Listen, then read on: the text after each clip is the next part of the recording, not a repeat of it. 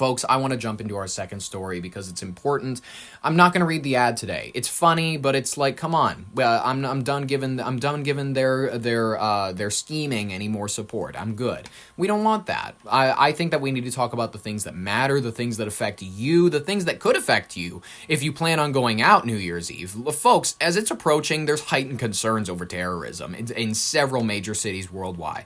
They're planning to scale back or cancel planned celebrations. These precautions stemmed because of recent series of attacks and incidents, including a deadly ISIS-inspired attack at Sydney's Bondi Beach near December 14th that killed 15 people during a Hanukkah event and foiled bomb plot in Southern California targeting New Year's gatherings, and general warnings about lone wolf threats during large public events.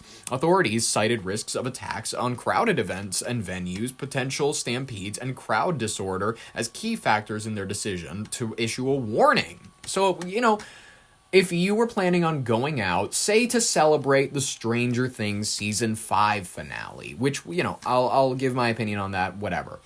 I don't think that you want to get too fun. I don't think that you want to go maybe to a bar. You just want to stay home. I'm not even going to lie.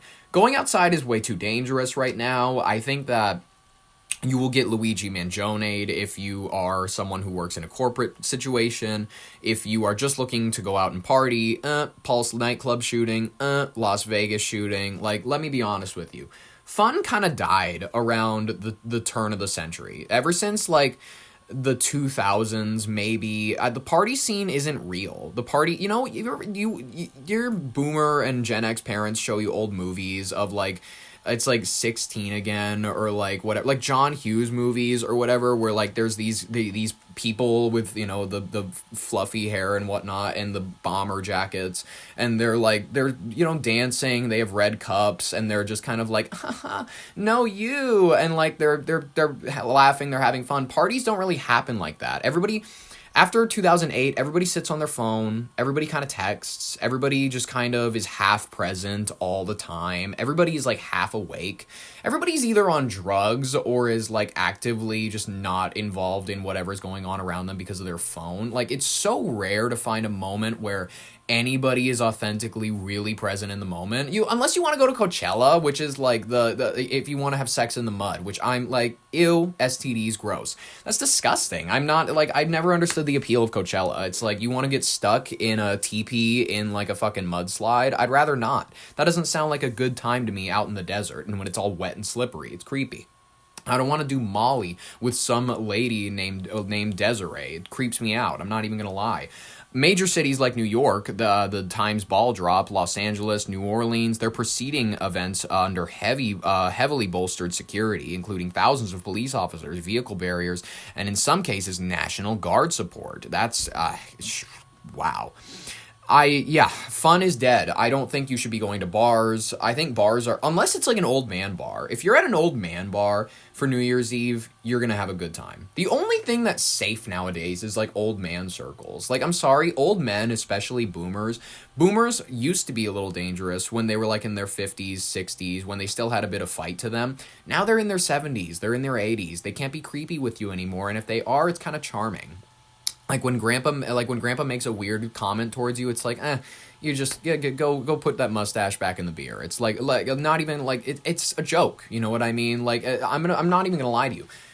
If you go to any old downtown, the downtown area of your town where it was oh, that's where the party scene was in the 40s to 60s. That's where all the old bars are. That's where kind of older buildings are. You know what I mean? And then eventually the downtown, the bar, the kind of boppin' scene, it moved south or north or wherever it went. And that scene of town kind of died a little bit, and it's just sort of it's only populated by the people who either grew up there, they grew up going to the restaurants there with their parents and whatnot. Now it's just populated by old people, and they're the only economic base for that part of town. Those are the only safe places to go on New Year's Eve. You're going to be, yes, you will be, it'll be like Forrest Gump, where it'll be mostly either broads that they pay to be there, let's be honest, or the veterans, guys with one leg in a wheelchair, like in Forrest Gump, where it's, everybody is blowing the, celebrating. and you look down at your buddy who, you know, served whenever, I don't know when, he literally could be any age at this point because Gen Z people are old enough to at least conscript themselves, but they're going to be sitting there with their long disheveled hair, their beard, and you're going to be like, oh, you look really, really sad, so it kind of makes me feel bad for having a good time. But that's the best that you can hope for in a public event right now without getting shot. That's the best you can hope for, because any other situation, you go out in public and it's like someone is waiting to pull out an M16. It's really like bars that are like the new thing. Oh, this one place, they serve actually... They do wood-fire pizzas. They're like wood-fire pizzas that are like personal. They're like 9 inches. And then like they also have like this charcuterie menu on Monday nights. And also I think that they do bingo on Thursdays. But like, oh my God, we went there when they had drink specials on Saturdays. And oh my God, like, you know what I mean? Like those destinations, the Roasteds, the Briggs, the whatever. It's like where everything is like, like $6 more than it would be anywhere else, but it's like it's kind of good, it's kind of better. Like the fries are like they're the thin type that give it a good crunch or whatever. I'm just gonna not lie, don't go to the trendy spots. Those are gonna be stabbing hubs. Those are gonna be places where you're gonna be ordering a charcuterie or getting, what's the thing, bruschetta, where like it's tomatoes on bread, and like you're gonna hear a tussle behind you and your girlfriend, and you look behind you, and then there's gonna be a guy grappling his son via like the lapels on each other's jackets, punching each other. It's gonna be like a bar fight in the Old West, and then one of them is gonna pull out a knife, and then it's gonna turn into a Twitter moment, and then you are gonna be clipped because you made a goofy face, and everybody on the internet was like, this fucking idiot was scared when someone was getting stabbed next to him, and then you're gonna be a meme on Twitter for the rest of like you're gonna be the first meme of 2026. That is what it would be. Oh, there was a stabbing in Omaha, Nebraska or whatever, and then this fucking idiot looked scared. Clip him, he's funny, he's on TikTok, he's Sora AI moment, whatever. Let's just play this clip from Inside Edition to make us even more scared. 2026 is just around the corner, but fear of terrorism is putting a damper on festivities around the globe. Not me. In the wake of the horrific attack by Islamic terrorists on Bondi Beach in Australia 2 weeks ago, the traditional New Year's Eve celebration in Sydney has been cancelled. Ooh. In Paris, people are being told to steer clear of the traditional fireworks display at the Arc de Triomphe and watch it live on TV instead. Are you serious? Stay home. By the way, have you noticed something? Like the trait in a lot of these countries that are starting to cancel all of their get-togethers and whatnot? Heavy influx of a certain... Never mind. I don't want to say that. In Monaco, a fireworks display on the Riviera has also been canceled. Canned. Also canceled or scaled back celebrations in Hong Kong and Tokyo. But nothing will stand in the way of New Year's Eve celebrations here at the crossroads of the world, Times Square. So it's going to be where something happens. I'm sorry to say it. Like I love how New Yorkers and Americans in general, we have this spirit. The UK has it occasionally, but they kind of lost it after the unsinkable ship, you know what I mean? They started with the, expletive, hyperbolic language. After that, they kind of dampened it out. But Americans, we still keep it up, where we're like, nope, all you pussy heads, you're going to be canceling your New Year's celebrations. We're going to be, having sex with our girlfriends in public and filming it on television and we're going to celebrate. We're going to have some good times. And that's like, I love that energy because it's the country that's going to get humbled quickest. Who knows? Or I could be wrong. I could be wrong, and I'm hoping that I'm wrong. Please, everybody in New York, stay safe. That's all I'm trying to say here. Where 1 million revelers are expected. Thousands of police officers will be on duty, and undercover cops will be mingling amongst the crowd. Good. This is brilliant. This is smart. Yes, do this. Consult the Secret Service, you know what I mean? Because rooftops, as we've learned in the last 2 years, slanted roofs are a little unpredictable for the law enforcement agencies of the United States. Rooftop special teams will be looking out for snipers, and a squadron of drones will be keeping an eye on everything from... It's Dubai. We're turning into Dubai. We're squadrons of drones. We have, secret police intermingled. By the way, I love how we're entering police state and everybody's just like, yeah, it makes us safer, so it's okay. Oh yeah, the idea that like I could offer a joint to somebody and I'm like, let's party, dude. It's nice to see you. We're in New York or whatever, and then he throws you in handcuffs because it's still illegal in New York. It's like, come on, really? Are we gonna do that? Are we really gonna do that? Are we sure that they're gonna just be focused so much on terrorism, or are they gonna be like, if you're gonna be smoking a joint on a park bench, someone's gonna roll up and be like, hey, buddy. Like how much are we? Do we really want this? Are they going to be around after New Year's? Are they going to be around like where do the security drones go after New Year's? Like let's be honest. Like they're going to be around. They're going to be around boulevards. You know, your local neighborhoods. You're gonna see the security drones. You're going to be like, oh, it's an Amazon delivery package. No, it's the law enforcement getting facial scans of everybody who's in the neighborhood. I'm sorry to say it. 1984, we're there. It's there. It's happening. It's real. Happy 2026. I can't wait. I spoke with former NYPD detective Dave Sarney. Don't bring any big bags. Don't bring umbrellas. Don't bring any backpacks, alcohol, and the like, because you won't be allowed in. Just come here, dress warm, and enjoy the night. I love that. Don't bring anything to have fun. Don't drink. Don't smoke. Don't whatever. Don't do anything. Just don't bring anything. If I see a phone, I'm going to punch you in the clit. I swear to God. And if you see something, say something. Absolutely. That's the important part. Rehearsals are on. Can you imagine if somebody shows up high and they're just like looking around because they're nervous, but somebody's like, oh, that's a terrorist planting a bomb, and then you get arrested? I love this. I love the security state, the very anxious. I love that fear is back, guys. It's in the blood of the world, the American people.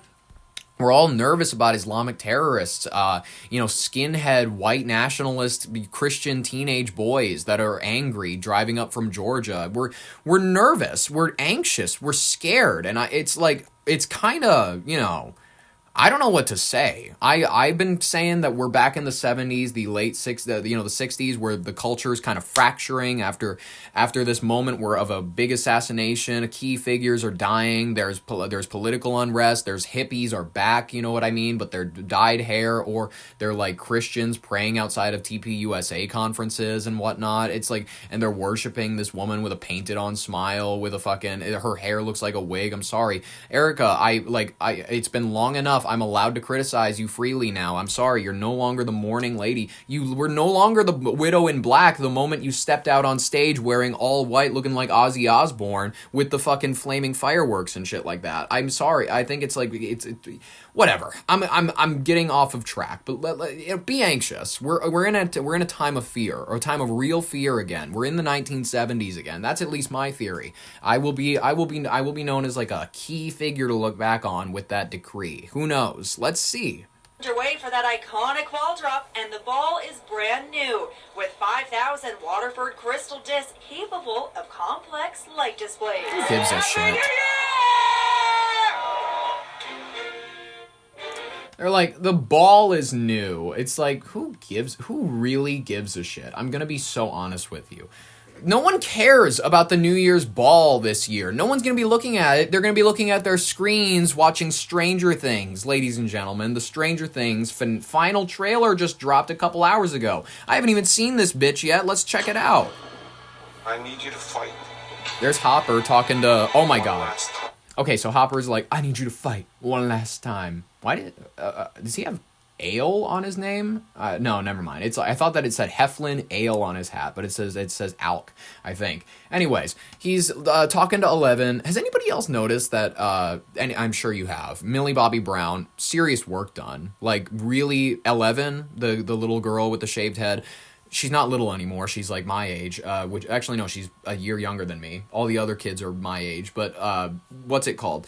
She has this noticeably fatter top lip, like obviously lip injections, Botox on the upper, what's it called, the upper it's not the eyelid area, it's the temple region, kind of. She really sculpted it out. I'm not even gonna lie, she looked like a kid the first 4 seasons. Now she's really, I don't know, I'm sorry to say it, it's not growing into her womanly face. It's like someone forced chemicals into that face to make it look womanly. And that doesn't look right. It doesn't look natural. I'm sorry to say it. No dig on Millie Bobby Brown, except for kind of all the dig because it was your job to convincingly play a child and you went ahead and fattened up your face. But that's okay. That's okay. You wanted to look womanly, and I hope you're satisfied. Netflix. Life has been There's Will. So unfair to you. Life has been so unfair to you. Your childhood was taken from you. The Dr. Brenner. I think Dr. Brenner's in the Upside Down. Attacked. They're just showing clips from the previous seasons. What the fuck? By terrible people. Uh-huh. Never let it break you. Yeah. Fight for the days on the other side of this. Alright. Fight for a world beyond Hawkins. I don't like girls. One episode left.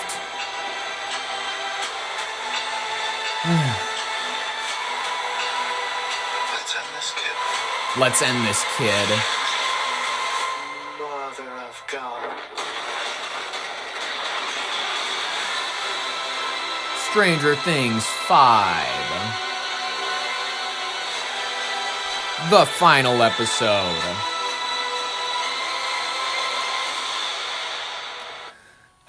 Volume 1 was okay. Volume 2 was I'm like, listen. It didn't, it had its moments. It had its moments where it had appeal. It had genuine, like, okay, yeah. I'm sorry to say it, the Will coming out scene didn't play. Did not play the way that I'm sure the actors or the writers wanted it to. I couldn't, listen, maybe it's because it's very obvious. Like, you can tell from watching his character from early on in the show that he's just a little fruitier, you know what I mean? He's a little light in the loafers compared to his buddies. Maybe that's why it didn't play as hard for me, but I was just sort of, you know, I just think that you're trying to pull an emotional moment out of Vecna's, he knows my secret, and it feels like he could use this against me. It's like, wait a minute, that's like a Richie Tozier. Now you're borrowing from it. Now I just like, what? I don't, no, thank you. I'm not a fan of that. You know, the Stranger Things, it has nothing to do with the actual serious risk of terrorism, which there is. You know, the FBI successfully disrupted a major domestic plot in mid-December, arresting 4 individuals in California. They allegedly planned to coordinate pipe bombing attacks on business locations in Los Angeles area. New Year's Eve, described as an anti-government, anti-capitalist conspiracy. Be nervous, but don't be too nervous, ladies and gentlemen. Malcolm in the Middle is coming back. Life's still unfair, apparently. I didn't know that. I'm gonna be honest with you. The show premiered 3 years before I was born, so I wasn't a big Malcolm in the Middle kid. I grew up with it on Nick at Night. Was it? I can't even remember which one it was on. If it was Nick or Nick at Night. But Malcolm in the Middle, sure, it was good. It's not coming out till next year, so. You know, that's a reason to celebrate. That's a reason. It looks like everybody's back. It looks like, what's his name? Breaking Bad, Walter White. Is it Dewey? Yeah, Dewey's back, it looks like. It's fun. Listen, I don't plan to watch it. Maybe you do. Maybe you're old. Like, not old per se, but yeah, sure, you're old. That's fine. Maybe you plan to watch it, but it's probably the best thing for you to do on New Year's Eve, to just stay in, watch Stranger Things, don't go out. If you're in Western countries, they remain relatively rare compared to peaks in prior decades compared to other terrorism events, but as of December 30th, no new attacks have occurred. They have not said that they have foiled any new ones, so I think that we're going to be good. Stay inside and do what the Duffer Brothers want. Watch Stranger Things, because that's probably safer than going out and partying with your family. Probably. Sorry to say it.